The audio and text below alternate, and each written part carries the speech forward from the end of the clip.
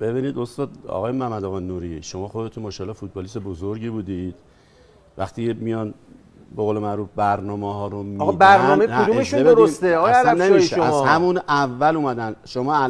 شما فکرشو می‌کردی که همچین مسابقات اینجوری پیش بیاد که مثلا فاصله تیم اول که پرسپولیس باشه با فاصله تیم دوم که استقلال باشه یک امتیاز بشه؟ ولی که استقلالیا میگن بازی مثلا پرسپولیس الان من یه سوال دارم. آقا واسه اینکه دوره رفتش کجا بوده بازی آقا پرسپولیس سازمان لیگ من ایراد نمیگیرم سازمان لیگ. سازمان لیگ خیلی مثلا آقا سازمان لیگ کی اینو فکر میکرد که مثلا یه همچین اتفاقی میفته؟ الان فکر کنی همچین اتفاقی افتاده. چطور شما زمانی که تیم پیکان اومد تو آزادی بازی کرد جلو این هوادار بازی کرد یا نکرد؟ آقا چرا دو تا بازی سال قبل پرسپولیس تو آزادی انداختن؟ این حرفو نزنید. پرسپولیس الان تو زمین خودش میخواد بازی کنه، قهرمانیش هم میخواست تو زمین خودش جشن کجا معلومه قهرمان چرا من اینجا مطمئن باشم همینو به شما میگم. ولی شما دارید الان میندازید که پرسپولیس استقلال بره تو زمین دستشردی بازی داره چون هوادار نداره اونجا. البته ایشون درست میگه چیز داره. من اعتقاد دارم پرسپولیس اصلا قهرمان کردن از قبل. نه آقا جون، دو تا بازی قبلی شما نگاه کن. ما پرسپولیس عادت داره به قهرمانی، مگه نداره آقا؟ اگه پارسال 3 جام نگرفت، نه خب 3 جام ما خودمونم 7 سال پشت سر هم قهرمانی آوردیم. با وزیر و وکیل و بنده خدا رو چرا وزیر اینقدر آدم خوبیه که حساب نداره. خیلی آدم خوب واسه پرسپولیس خیلی کار کرده. آقا من اینو دارم میگم. شما فقط شما فقط فرافکنی میکنید و توپو میندازید تو زمین حریف. بیاین تو زمین نشون بدین که کد تن کیه. کد تن ما نیست. کد تن به خاطر اینکه ما چرا شما ببینید شما تک تک بچه‌های پرسپولیس رو با استقلال شما بیارین جلو، یه سر و گردن بالاتر هم مطمئن باشین قهرمان هم میشن. اصلا همچین چیزی نیستش. یه لحظه من یه سوال دارم. من الان اجازه میدم صحبت اگه سوال کنی من 2 تا سوال دارم. باشه ایراد نداره. میخوام هر دریز میخوام کم نیارم بحث. نه مسئله کم مثلا حقانیت پرسپولیس رو دارم بیان میکنم. ما یه باخت دادیم از سپاهان بوده، اونم خود آقای فوتبال ناظمی. الان کی بالاه؟ خود آقای خب شما معلومه بعد بالا باشید. کی بس باشیم چون تیممون بالاتر قوی تره، چون 45 میلیون هوادار داریم. بازی با استقلال خوزستان. نه آقا استقلال خوزستان. چرا دیگه داور پنالتی رو سکوت کردم که شما همش ببین این تیم استقلال فقط داره اقتصادی میبره. یه لحظه بدید اجازه بدید من الان صحبتتون رو وقت قطع میکنم بعد اجازه میدم صحبت بکنید. ببینید این بحثایی که میکنید من یه ذره اجازه دادم که شما حرفاتون هم بزنید. اینا حرفاییه که رو سکوها زده میشه و همینا هم یه بخشی از التهاب سکوها رو ایجاد میکنه. شما پیشکسوت استقلالید، شما پیشکسوت پرسپولیسید. به نظرم میاد که یه ذره هم حرفا رو به سمتی ببریم که این التهاب برنامه رو کی میده؟ برنامه بازی‌ها رو کی میده؟ آقا کدوم برنامه‌شون درسته اینا؟ سر خونه آقا من یه خب سوال مقصر دارم. پرسپولیس الان مقصر هوادارشه. این حرفو نزنید. شما حکمایی که میده کدوم حکمش درسته؟ کدوم شما اصلا فوتبال ایران شما قبول ندارید بکنن. همین بازیکن پرسپولیس داور داشت خفه می‌کرد، هیچ حکمی هم ببینید من اینو میخوام بگم. کدوم کارشون مثلا درسته خیلی قانونمنده که ما الان بیایم بگیم بازی اینا من میدونستن آخرین بازی اینقدر حساس میشه؟ نمیدونستن که الان که میدونن. شما میدونستید. شما میدونستید. الان من یه سوال از شما دارم. شما چی؟ الان من یه سوال دارم. ایشون جواب بده. آقا من یه سوال ایشون جواب بده. اگر اومدیم پرسپولیس مساوی کرد فوتباله. خب همه حوادث توش پیش میاد دیگه. بله. اومدیم خب الان دستگردی اگر بخواد استقلال قهرمانی بگیره چیکار باید بکنه به نظر شما؟ اونجا شلوغ اونجا مشکل پیش نمیاد. آقا مشکل فدراسیونه. مشکل سازمان لیگ برادر من دیگه. ای بابا ما داریم بحث می‌کنیم بحثمون منطقی باشه. ببین الان کدوم از تیم‌های ما زمین اختصاصی دارن؟ هیچ کدوم آیا پرسپولیس داره که 45 میلیون هوادار داره؟ ببین اصلا داره چرا نداره؟ حالا اون تازه 2 سال سزای اون تیمو اون چیزو دادن به ما. پرسپولیس اومدن قرعه کشی هم نکردن آقا استادیوم خوبه به اونا دادن اصلا بعد به ما امام رضا رو شما الان به تیم من یه چیزی خدمتتون بگم استاد. الان تیم ببینید تیم پیکان الان چون سقوط داره میکنه این همه هزینه کرده و مطمئن باشین میاد جلو استقلال بازی کنه. تمام این چیزا رو میندازن گردن چی؟ من شما بگم هیچ فرافکنی و شومن بازی در میارن. تو مستطیل سبز حریف استقلال نیست. بله. بیرون کجا همه کارا رو دارن انجام میدن. الحمدلله بالله یه تیم تجدیدی اومد 3 تا نیمه اول زد، نیمه دوم بازی در آورد، همه پریدن وسط.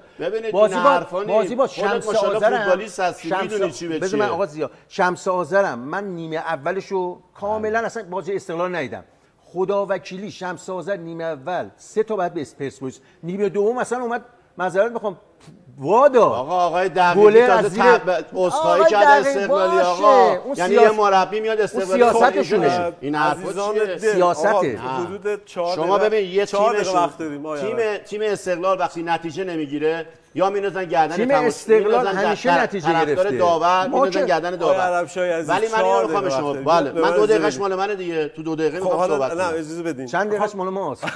2 دقیقش هم 4 دقیقه شما. 2 دقیقه میتونید صحبت بکنید، ولی نکته من اینه که برمیگردم به اون حرف خودم، این بحث ها کمکی نه به تیم شما استقلال میکنه نه به تیم شما پرسپولیس. به نظرم میاد که اگر یه ذره آرامش این 2 تا تیم بیشتر بشه فوتبال بهتر. شما یه چیزی من راجع به کری نیست، من فقط یه دونه بگم، من یه چیزی رو بگم من راجع به کری، من فقط الان دارم میگم اصلا چه استقلال قهرمان بشه چه نشه، قهرمان واقعی استقلال به نظر من و هوادارا.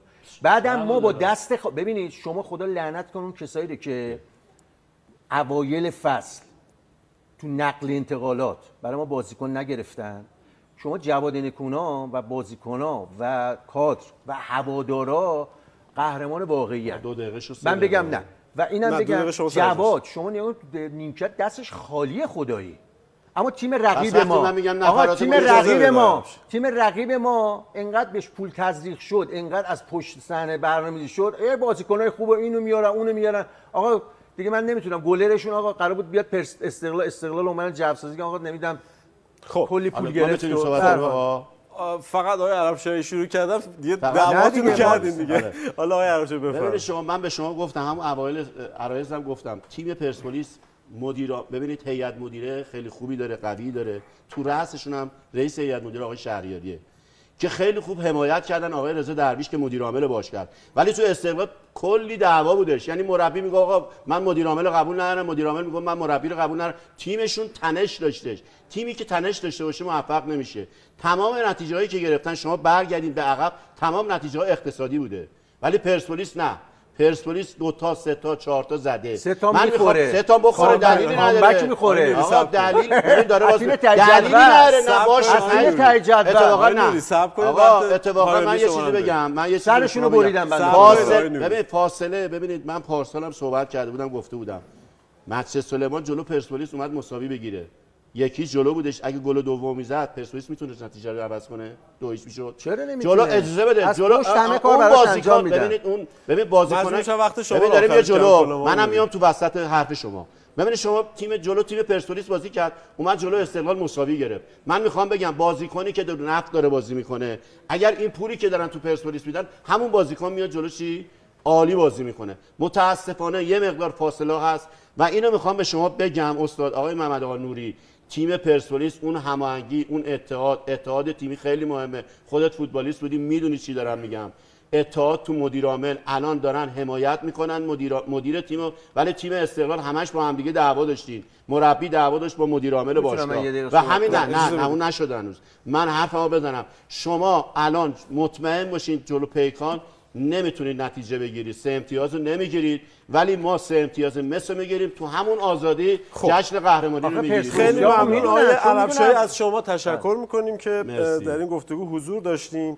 دیگه تموم شده. من اصلا میتونم صحبت کنم. ببین ایشون آقای عربشاهی کل بازیکن ملی بوده، برد اقتصادی اصلا چه معنایی داره؟ 3 امتیاز آقا، 3 امتیاز ما بیام بهترین بازی آقا، ما زیباترین فوتبال انجام بدیم. نه یه بده، ما زیباترین فوتبال انجام بدیم آقا، بیام ببازیم. ما آقا اقتصادی چیه؟ ما آقا 3 امتیاز چی؟ یه گل چه 10 تا گل. این یک. دوم منم ببخشید از قبل 8 سال وزیرا که میان، وزیر ورزش بهترین مدیر عاملا رو میذارن برای پرسپولیس، بهترین هیئت مدیره میذارن برای پرسپولیس. برای استقلال که میشه آقا آدمایی میذارن که معذرت میخوام حالا کاری نمیتونن انجام بدن، پول نمیتونن بیارن. ما مشکلاتمون از زمان قبل از سلطانی فهمیده تا الان صاحب نظر نیستم، ولی اینو فکر میکنم هر دو باشگاه پرسپولیس تو این زمینه مشکل داشتن. خوب بودن بد بودن داریم. ببینید به هر حال من اعتقاد دارم. بعدش هم شما نگاه کنید آقای عربشاهی من ترجمه میگه برد اقتصادی چیه تو دهن افتاده؟ آقا برده 3 امتیاز. ما 3 امتیاز مهمه تو این آخرین بازی بگیریم. بعدم ایشون از قبل میگه پرسپولیس قهرمانه. خب ما میدونستیم. ما از اول فصل میدونستیم پرسپولیس قهرمانه. چرا؟ مگه شما نگفتین الان بازیکن نداره تیم ما؟ از جاهای دیگه حمایت میشه. برمیگردیم تیمتون بازیکن مشکلی نداره بابا. از قبل از جای دیگه حمایت میشن اصلا. تیم پرسپولیس نفراتش خیلی خوبه. رو نیمکتش با داخل زمینش هیچ فرقی نمیکنه. ما اینو من بگم ما هر پرسپولیس قهرمان میشه. استاد من همینجوری هر کیرم بیارم نیمکت بشونیم تا اون کسایی که مهندسی میکنه از پشت صحنه هیچ مهندسی نمیکنه اینا ما تو مستطیل زب هیچ کی حریفمون نمیشه خدا مگه خود زبونی بله لب و دهن بله آقا استاد لب و دهنی بله ولی تو زمین فوتبال معلومه کتن کیه کافی باشه آقای عربشاهی آقای نوری عزیز فکر می‌کنم تا فردا صبح اگه این بحث رو ادامه بدیم به نتیجه نخواهیم رسید و این میگم بحثیه که رو سکو هم همین جوری و به همین شکل وجود داره. رو سکو ما کاری به سکو نداریم. آقا وزیر میاد بالا دارن آقا. هوادارهای ما تیممون رو دوست دارن. آقا وزیر میاد بالا نمیان بالا آقا مدیر عامل باشگاه پرسپولیس میشینه. نمیدونم وزیر ارتباطی آقا تموم شد. کت تن شماست بخاطر اینکه بیرون کت تنتون کردن. آقا بیرون کت تنشون کردن دیگه. ما دیگه چی بگیم؟ خدا وقتمون ان شاء الله ما شنبه قهرمانیمون رو بله از قبل شما قهرمان بودیم. بله نه تو زمین نشون میدیم. قهرمانتون کردن. تو زمین نشون میدیم. عزیزی که میبینید که چه حرارتی دارن. امیدوارم که هفته پایانی بسیار جذابی ببینیم و دو تا بازی فوق العاده ببینیم که به فوتبال کشورمون کمک میکنه. ممنون از همراهیتون. برنامه رو ادامه خواهیم داد.